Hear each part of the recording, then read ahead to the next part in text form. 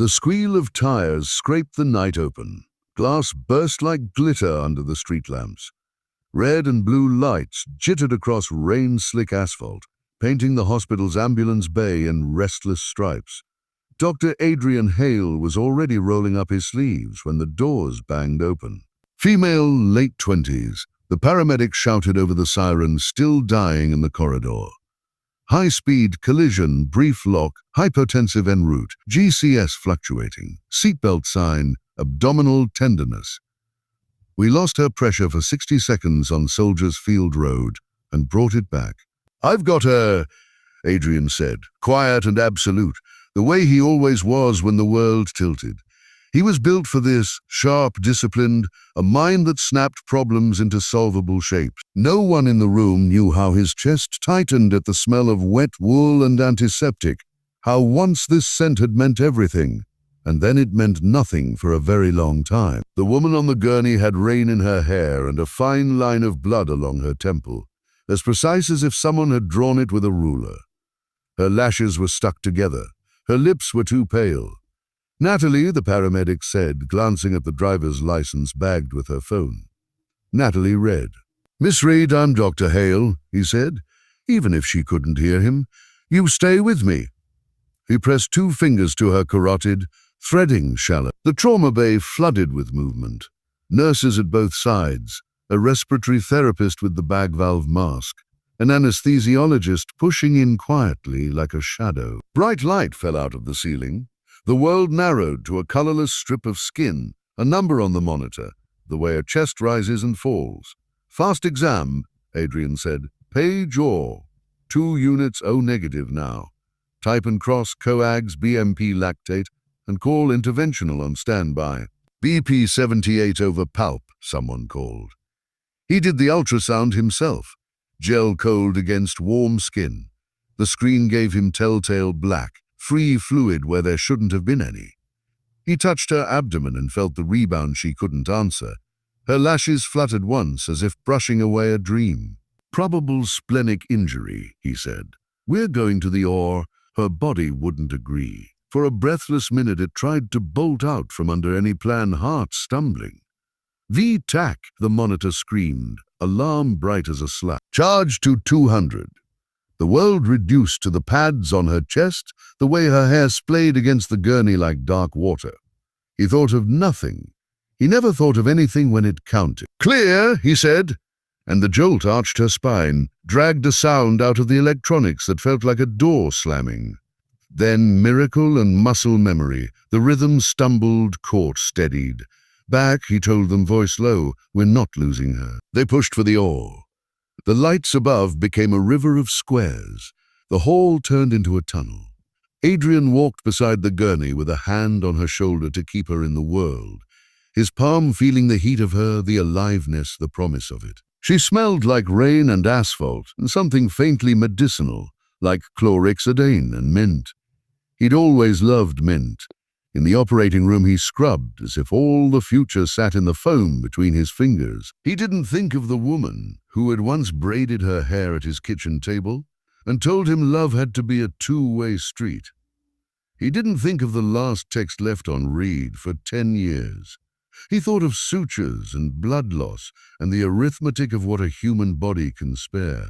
"Midline laparotomy," he said, and when the scalpel touched her skin he was nothing but hands and mind. The spleen was gushing. He worked quickly, his assistant anticipating each clamp before he asked, as if they had rehearsed it in another life. He spared the spleen because he could, because future infections mattered too. He found a slow leak along the bowel and repaired it with care, the rhythm of the room steady. He was more surprised by how easily he could imagine learning them too. "Pain from 1 to 10, he asked, the ritual that can look like tenderness if you mean it.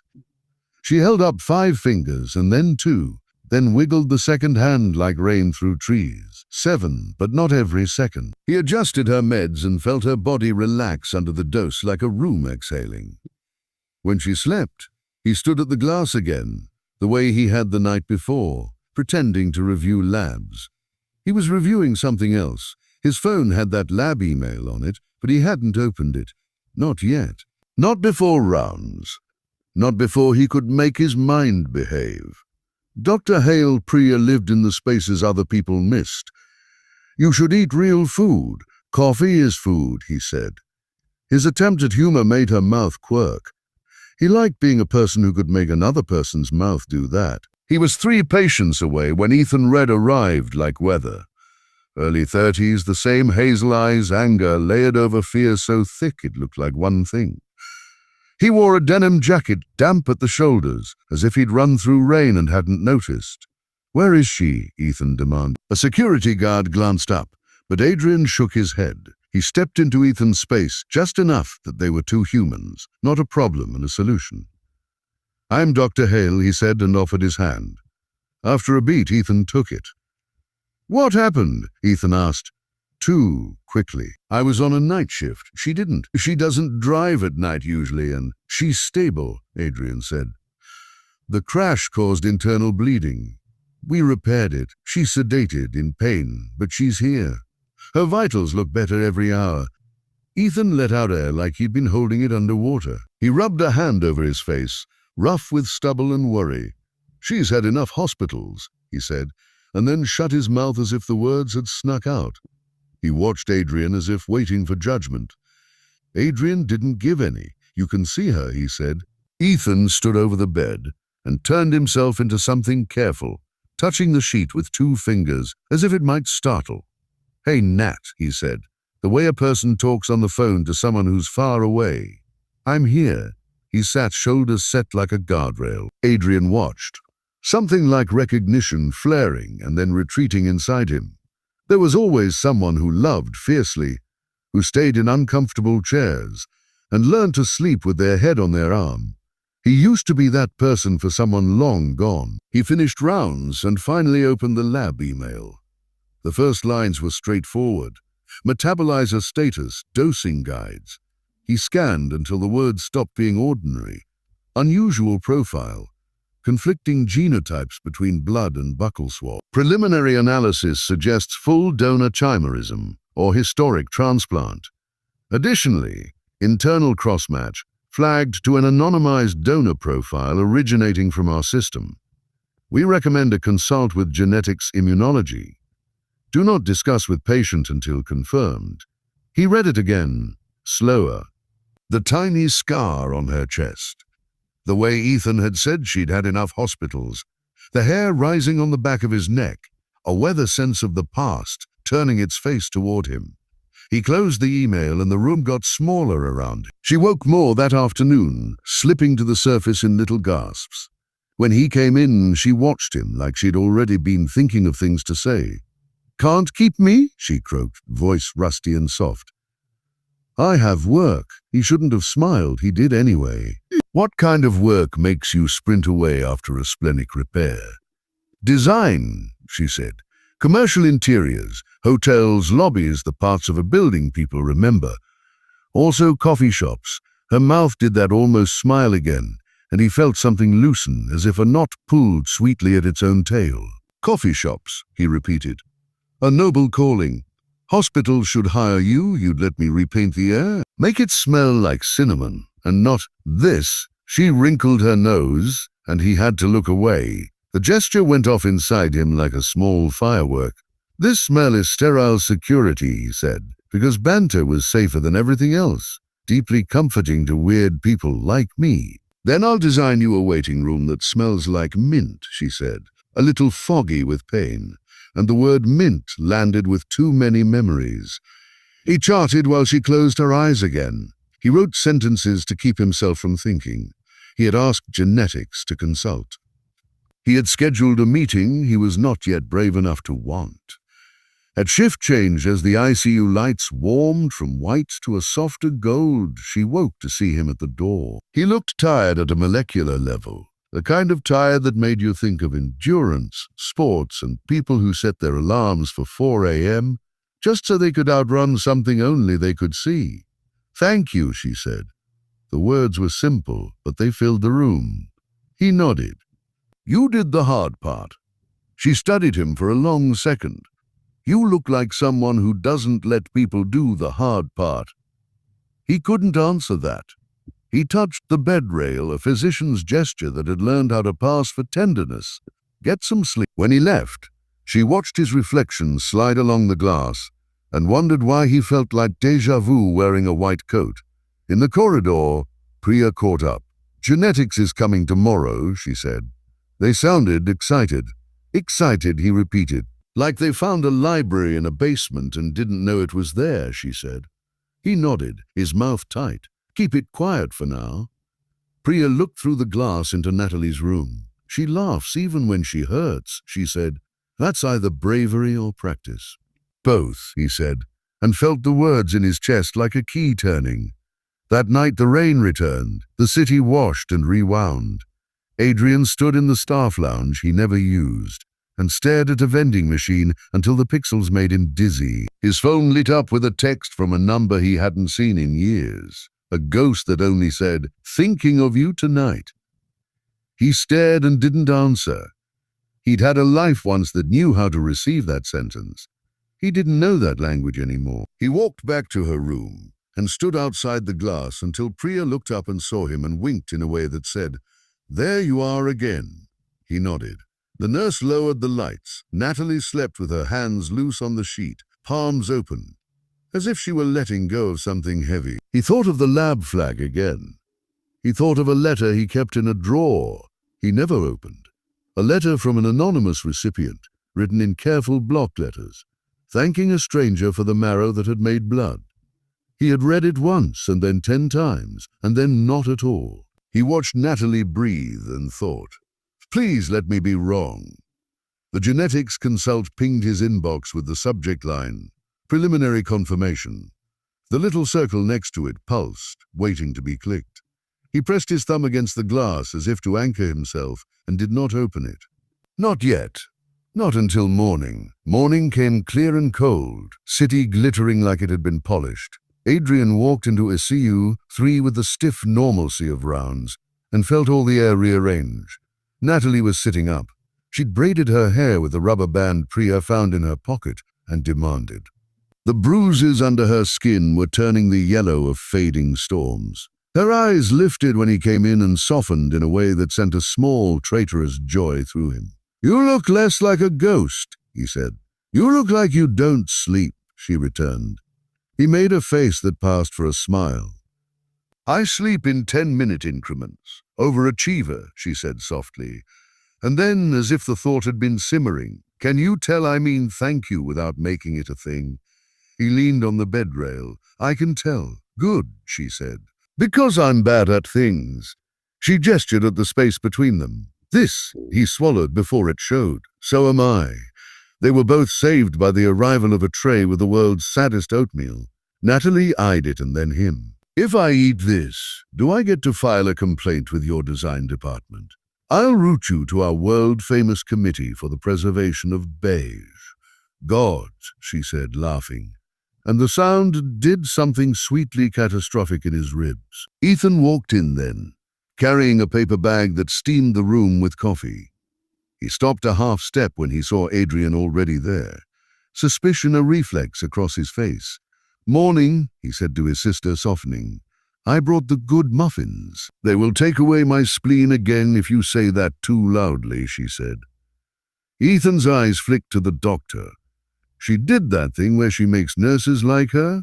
Everyone likes your sister, Adrian said, then heard his own voice and looked away. Natalie watched the two of them for a beat, some tiny current of humor and warning in her gaze. Behave, both of you, she said. Light. The genetics team came in a ripple later.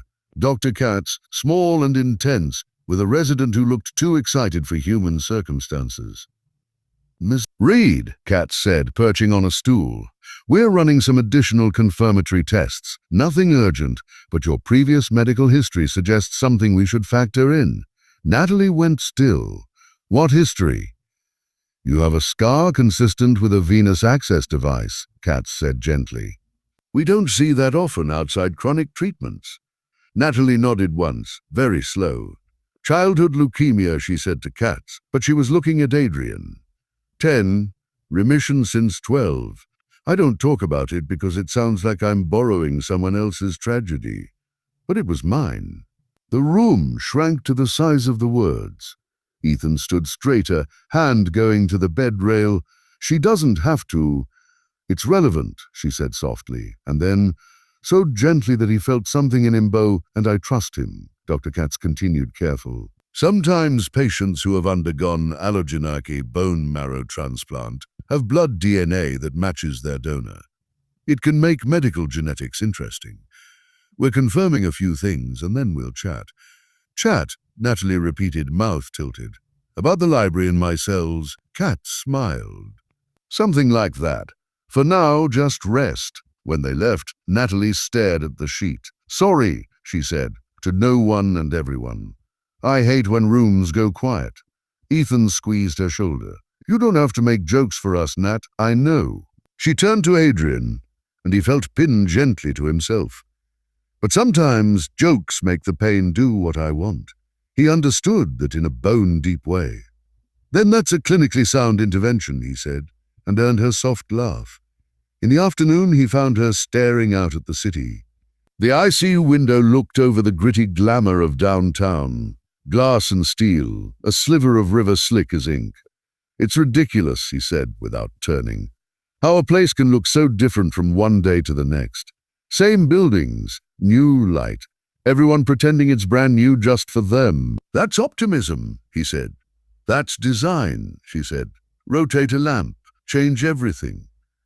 He almost told her about the letter then, the one from an anonymous child in blocky handwriting. He almost told her that he'd signed up to donate marrow after his little sister died, because grief had nowhere to go in him, and giving a piece of himself seemed like a way to make the math fairer. He almost told her about the woman he'd loved who had said, "I can't be a support beam for a building if the building doesn't want to stand." Instead, he said, "Do you have a favorite coffee shop you designed?" "Yes," she said, brightening the way people do when they think of work that has their fingerprints on it. "On Atlantic Avenue. It's warm without insisting on it. Light that acts like a hug. The owner's mother smelled like cardamom when I met her, and now the whole place does." She glanced at him. "I'll show you when I can stand up without swearing." "Deal," he said, and the word felt like a promise that slid easily into place. When he left that evening, Ethan followed him into the hallway. The brother's jaw worked, buying time. "I know you saved her life," he said. "I know. But she gets attached to people who do what they say they'll do." "She remembers, as so do I," Adrian said. He was tired of being the person who watched other people leave first. "Then don't," Ethan gestured, frustrated. "Don't be a doctor when you're not, if you know what I mean." "I always know what I am," Adrian said. It was gentler than it looked. They stood in the hospital's evening, monitors ticking, a code called 2 corridors over, the smell of bleach and coffee, feet of thousands wearing down linoleum, 2 men who loved the same person differently. That night, with the city drying out under a high, cold sky, Adrian walked home from the hospital because he didn't want the car radio making choices about his quiet. When he let himself into the apartment, the dark came at him like a familiar animal. He held the letter in his hands for the first time in years, the one with the block letters. "Thank you," the child had written. "Thank you for giving me your blood in my bones. I can run again. I think about you when I do." The writer hadn't given a name. Adrian had never responded because he didn't know how to write to a hope like that. He stared at the page until the words blurred. At the hospital, Natalie had a bad hour.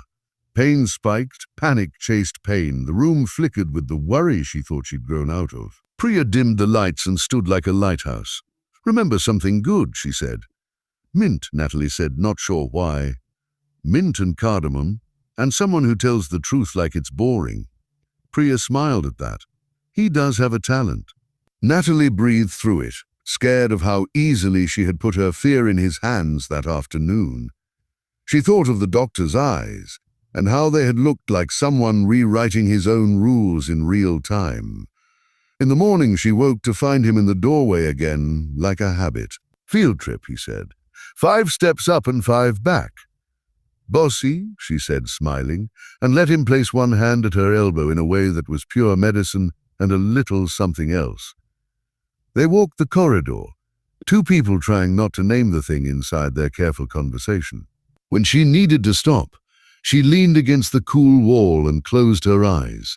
He waited without asking. That's when he always got it. How to wait like a person, not a clock. She almost told him then, about nights after her transplant, when she'd lay awake and feel a stranger's courage in her veins, like liquid light, and think, "I want to meet you. I want to say you're living in my blood and I'm trying to be worth it." But saying it seemed like standing too close to a window. She wasn't sure yet if the glass was strong. They turned back. Ethan was at her door with a stack of insurance forms and the protective air of someone who had done this before. He looked at her bright face and then at Adrian's, and suspicion went taut in him like wire. "Discharge in 2 days," Adrian said, adopting the tone of a physician who only talks medicine. "If pain is controlled and labs behave." "Labs," Ethan said. "What about the other genetics?" "Tomorrow," Adrian said. "We'll talk tomorrow." Natalie watched the way he said the word "we." It registered as promise and warning. She felt a rush of something like standing on a bridge, wind high, river bright, the shape of the future not noticed until you were halfway across. That night she'd dreamed she was in a coffee shop that smelled like cardamom and mint and rain, and someone turned when she said his name, though she hadn't said it out loud. When she woke, the light on the monitor threaded into morning. Her phone buzzed with a message from an unknown number. "Are you awake?" It was Ethan, she realized. New phone, new worry. She smiled. Then, a beat later, another text. An old friend who sent congratulations she didn't understand. "Heard from someone at the hospital that your doc is the Hale." The Hale of the donor story. She frowned, thumb hovering, and felt the story shift under her feet, though she couldn't see how. She looked through the glass and saw Adrian at the counter, talking to Priya, their heads bent, the angle of belief. Her heart did a thing that wasn't pain. "Nat." Ethan called softly from the doorway, lifting 2 coffees with a tentative smile. "They finally let me past the coffee embargo." She laughed. He relaxed. Somewhere in the building a pager wailed, and in someone else's room a miracle ran on schedule. At noon, Dr. Katz left a note. "Meeting tomorrow at 9. Genetic findings. Bring a support person." She laid the paper on her lap, let her palm warm it, and imagined language like a door she was about to open. The door, she knew, could change the map. She looked up as Adrian came in, and the way he paused when he saw the paper told her it would. "Tomorrow," she said.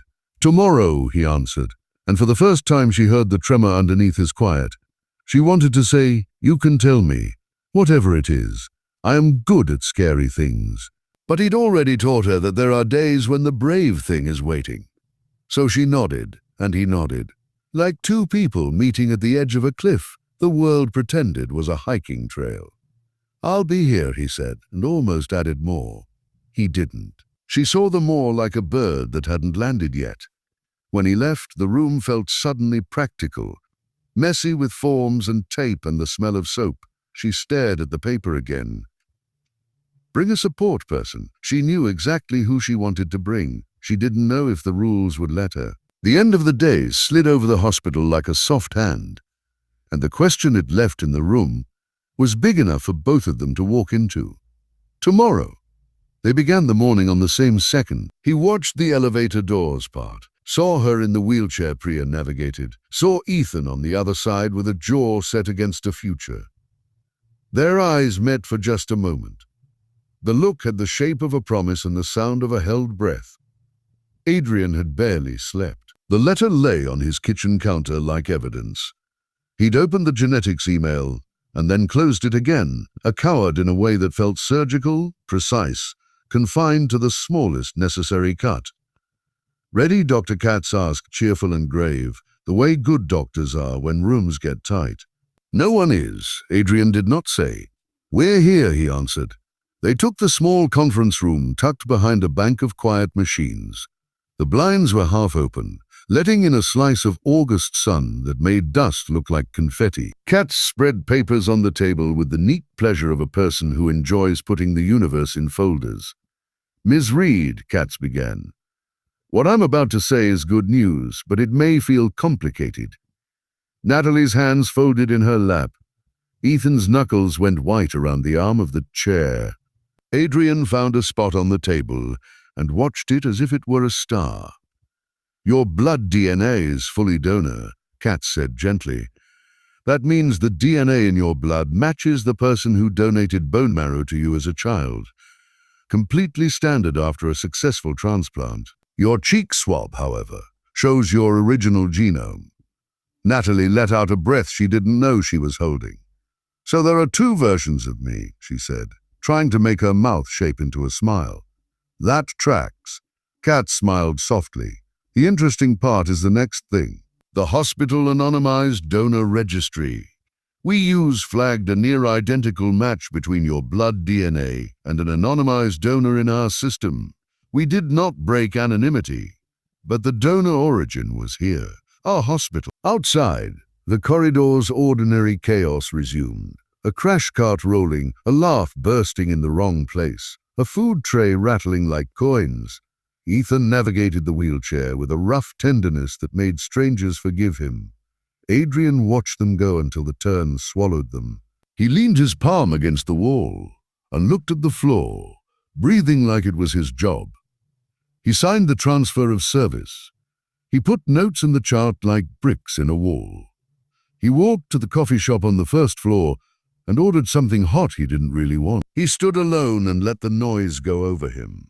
Natalie sat with Ethan by the window in her room, the city bright as a postcard. "I'm not a child," she said to her brother, gentle. "I get to choose who I meet." "I know," he said. He stared at the skyline, as if it owed him an answer. He's the kind of guy people fall for. You. "I'm not falling for anyone," she said, which was true only in the tense of the verb. She had already fallen, but she didn't know what she had fallen into. Later, a nurse she didn't know adjusted her rays while the news played on low in a corner and the weather promised rain. Natalie thought of the coffee shop on Atlantic Avenue and the way light could make a room tell the truth. She thought of the little girl she had been, writing block letters to a stranger and believing that stranger might be a superhero. She thought of the surgeon who had stood like an answer in a doorway and said, "You stay with me." And she thought of the lines people drew, which rooms were which doors were locked and which were only heavy. At dusk, she called her old friend Mira, who listened the way only an old friend can, mouth covered, eyes wide, encouragement a current. "If it's him," Mira said, "and if he's truly good, and I mean truly, not just a man who thinks he is, then maybe this is a story that ends where it should." "Where is that?" Natalie asked, half laughing, half afraid. "With the truth," Mira said, "and you choosing." Thunder said hello to the city around midnight, the kind of summer storm that makes everything smell like pennies and leaves. In the hallway, a nurse hummed a lullaby under her breath. Adrian lay on his couch because bed felt too formal for this kind of exhaustion, and stared at the ceiling and tried not to replay the scene in the conference room. He failed. He pressed the heel of his hand against his sternum as if maybe the ache would move, and laughed once, sharp and small, at himself. His phone lit up with Dr. Katz's text. "Both parties have tentatively consented to identity disclosure. Are you sure?" He stared at the question as if it were a mirror. "Yes," he wrote, and hit send before fear got a vote. The rain quieted, the air went new. He closed his eyes and saw braids and bruises, and a woman in a hospital gown who had joked about beige. In the morning the hallway walls still smelled like rain. He walked past the ICU and did not go in because he had signed off, and because self-control was a muscle you had to honor, or it left you. He took the stairs down because elevators made him too aware of doors opening and closing. In Natalie's room, Ethan was reading out loud from a ridiculous article about celebrity pets. She laughed, warm and real, and he relaxed, because he loved nothing more than fixing what he could fix. A knock came at the door. Dr. Katz again, holding a folder that held a name and a history. "Ready?" she asked. Natalie swallowed and nodded. Ethan stood like a soldier. "Then let's go to a room that knows how to hold a story," Katz said. They rolled toward a quiet conference room at the end of a short hall. The sign on the door said counseling, but someone had stuck a paper heart over the G, as if letters could be softened. The handle was smooth and cool. Ethan's hand was on the back of the wheelchair. Natalie's hand rested on her lap loose, but her fingertips were white. Dr. Katz's hand hovered just above the door. From the other side came a soft, familiar cough. They looked at each other. Dr. Katz opened the door. The room was smaller than either of them had expected. Everything important always is. A table, 2 chairs, a carafe of water sweating on a tray, a box of tissues nobody looked at. The window valued privacy over views. The blinds made the morning look tentative. He stood when she came in, not in the automatic politeness way, but like the body makes room when a missing piece returns. They had been orbiting each other all week. This was different. This was collision. "Hello," Adrian said, because he had to start somewhere. "Hi," Natalie said, because she wanted to start and finish both.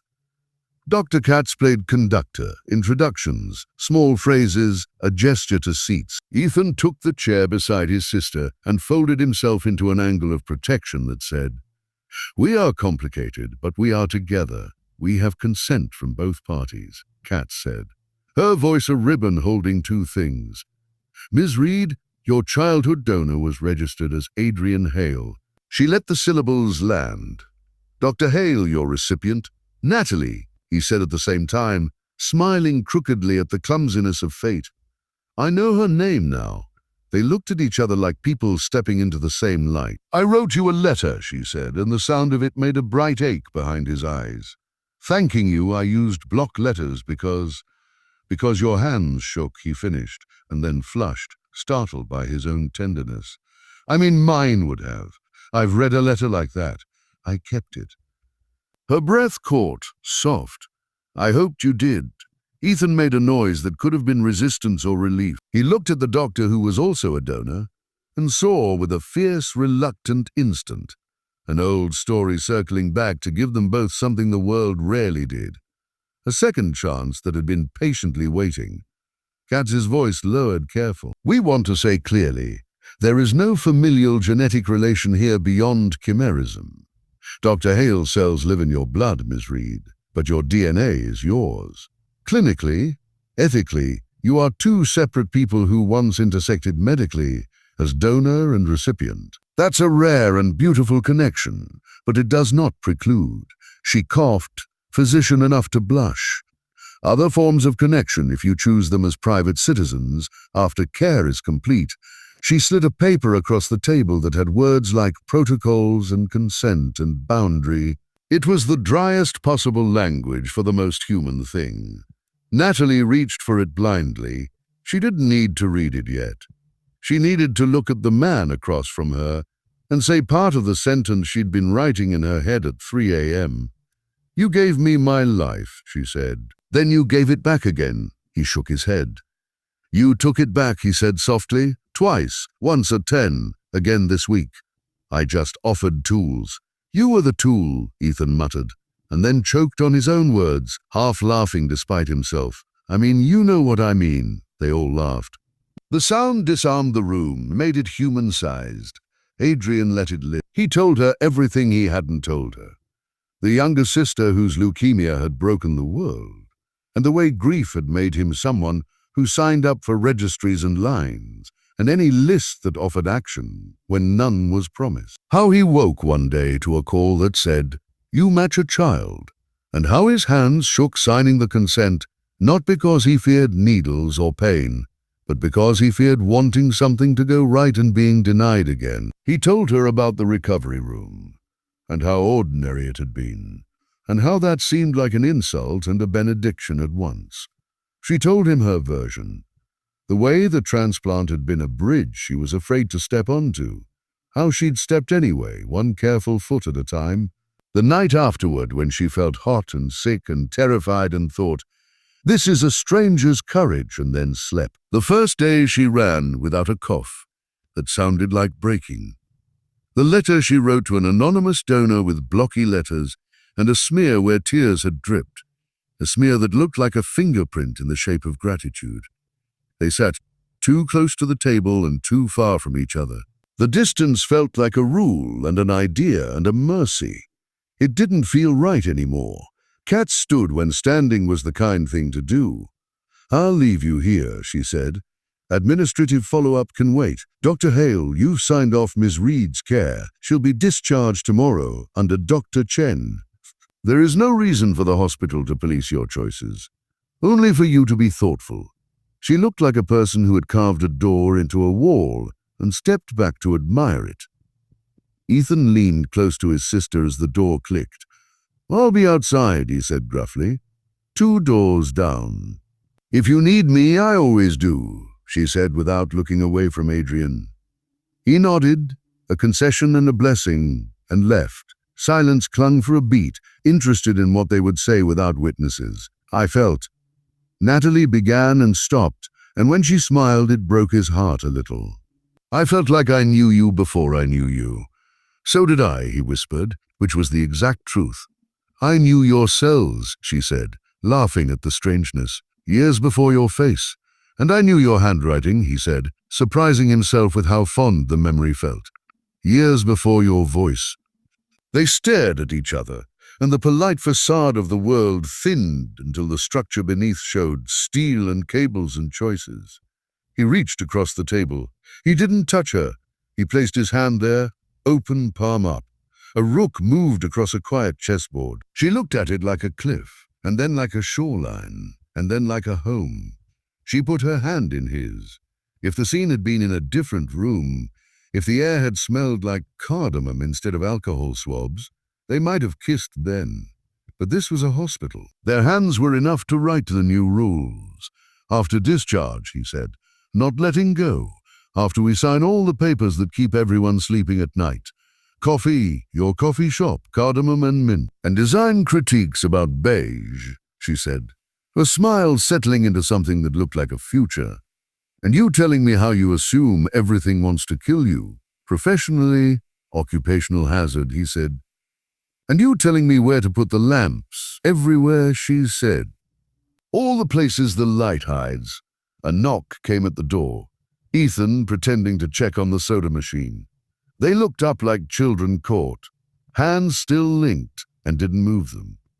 "We're okay, Natalie." Ethan stared at their hands, at his sister's face, at the man he had spent a morning deciding to hate. He sighed in a way that sounded like, "Fine. Okay, the world is bigger than my comfort. I'll be outside," he said again softer. They walked out together later, slowly, like leaving a church. The hallway was the same. They were not. Nurses pushed carts. An elderly man shuffled with a physical therapist who talked to him like an old friend. The hospital did its ordinary miracles under fluorescent lights. Back in her room, there was a flurry of discharge things. A folder, instructions, a stern talk about not lifting anything heavier than a sigh. Dr. Chen came in, efficient and kind, made sure she was comfortable, looked at Adrian with professional neutrality and a human's interest, and then left them to their quiet. "I'll go home tonight," Natalie said. "Sleep in my own bed. Look at my not beige walls." She smiled at him. "Tomorrow, if you're free." "I am," he said. "You could meet me at Atlantic Avenue. I'll show you what I meant when I said light learns." "If you want," he wanted with a clarity that felt like clean air. "Yes." Ethan insisted on wheeling her to the curb. The afternoon had gone mild. The storm rinsed away. The city made an easy sound. At the curb, a car pulled up. Mira at the wheel, hair piled high, grin wide. "Rescue detail," she called, like someone who had always been ready. "You must be the famous Dr. Hale," she added, chin up, testing him. "I'm trying not to be famous," he said, which was exactly the right answer. She lifted a brow in grudging approval. He helped Natalie into the seat. He did it with the practiced touch of a physician, but also like someone memorizing the feel of a hand he was going to hold later in a place that smelled like pastry. "Text me when you're home," he said, and then laughed at the absurdity. She had been in his ICU 24 hours ago, and here he was asking for small domestic notes. "I will," she said. "Sleep, I will try." He watched the car merge into the bright braid of traffic until it was a sliver, then a suggestion, then gone. He stood on the curb until Ethan cleared his throat beside him. "She trusts you," Ethan said, like a warning dressed as information. "I know," Adrian said. "Don't make me regret being less of a jerk than I planned." "I won't," Adrian said quietly. "I regret enough for both of us." Ethan nodded once, the beginning of a truce. "See you tomorrow," he said, and left him to the bustle of the hospital and the feel of a city where the light changed by the hour. He went home to an apartment that did not feel as empty as it had the night before. He put the block letter back in the drawer, but this time he knew the handwriting belonged to a woman who put lamps where the light hid. He slept for 3 hours, woke with a start, and smiled into his pillow like a teenager. It scared him. It didn't scare him enough to stop. The coffee shop on Atlantic Avenue had tall windows and an old brick wall, and plants that looked like cascading commas. It smelled like cardamom and a whisper of mint and the sweet planet of sugar. Natalie sat at a corner table in jeans and a soft sweater, the kind that asked you to lean in. A bandage peeked above her collar. The bruises at her temple had softened to watercolor. She looked like someone almost done being brave for a while. He crossed the room and the bells on the door made a small, charming sound. She looked up, and the whole place brightened as if she had adjusted a dimmer. "You came," she said, and heard the relief in her own voice and didn't apologize for it. "I told you I would." They fell into the kind of conversation that doesn't remember being hard. They laughed. They got quiet. They told truth like it was the only thing worth the air. He told her about the night shifts that felt like small wars, and the mornings when Boston looked like it was pretending to be Paris, and how he took pictures of puddles, because reflections made things look more complicated and more honest at the same time. She told him about the houseplant. She kept killing and buying again, convinced she could teach herself softness through chlorophyll. About the way she arranged furniture to coax shy light into performance. He reached for the sugar, and their fingers brushed. It was the oldest trick in the book and also completely new. The touch had history under it, an archive of blood and chance and choice. He didn't move his hand away. Neither did she. They let the almost become a yes. Time did the thing it does when it wants to be kind. And then their cups were empty, and they stood. The city out the windows had gone honey-colored, the hour that forgives. On the sidewalk, the air tasted like rain that someone had left on simmer. "You know," she said, light only half joking, "we might have the worst first date story in the world. Or the best. Let's make it the best," he said. "Let's make beige into a poem." She shook her head, smiling. "You're hopeless." "I am," he said softly, and meant the other meaning too. At the corner, the streetlight flickered on, and the crosswalk lighted their faces for a moment the way cameras want. He reached up, touched her cheek, barely. The bruise was fading. The person was not. "May I?" he asked, old-fashioned and new. "Yes," she said, and lifted her chin. And the kiss was the kind that understands how much had to happen to let two people keep it simple. It was soft and sure, and not an apology for anything. It was also a promise that they would keep telling the truth even when the rooms got small. Above them, an upstairs window picked up their reflection and doubled it. 2 sets of 2 people. Now, and the versions of them that had written letters and sat beside beds. He thought of the hospital, of the letter in the drawer, of the corridors he knew by heart. He thought of the child she had been, running without coughing. He thought of his sister, and the promise he had made to keep moving light onto people who needed it, even when the bulb burned his fingers. They broke apart slowly, learning the courage not to rush to the next thing. She rested her forehead against his for a second, the kind of intimacy that builds a house in a gesture. "You're not allowed to build yourself a wall and call it structure," she whispered. "I will move lamps into every corner. And you're not allowed to pretend you're fine when you're not," he said back. "I will listen even when it's boring. Deal," she breathed. They crossed the street, steps in sync, as if some boy with block letters had written this into the future a long time ago. And time had finally caught up. They did not look back. They didn't need to. Weeks later, at the donor-recipient reunion, the hospital hosted in a hall that tried very hard to look like a garden. He stood on a small stage with a microphone he didn't want and said words he never thought he'd get to say into a room that understood. I donated marrow because I lost someone and didn't know where to put the love. Years later, the hospital called to tell me the recipient had grown up to be a woman who designs light for a living. I saved her life once in a surgery I was trained for. She saves mine every day with a life she keeps saying yes to.